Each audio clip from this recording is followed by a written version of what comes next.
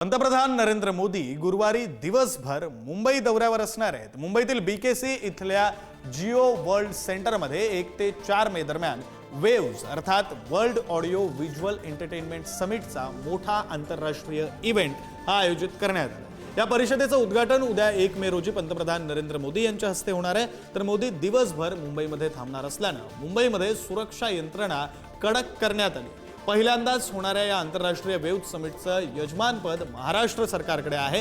तर मुख्यमंत्री देवेंद्र फडणवीस यांच्या नेतृत्वामध्ये या कार्यक्रमाचं आयोजन करण्यात आलं। 4 दिवसीय सोहळ्यामध्ये Bharat pavilion, Maharashtra pavilion, Telangana pavilion तसंच अन्य संस्थांचेही पॅव्हेलियन उभारण्यात येणार आहेत। बॉलिवूड, टॉलिवूड आणि हॉलिवूड संबंधित महत्त्वाची मंडळी या समिटमध्ये सहभागी होतील।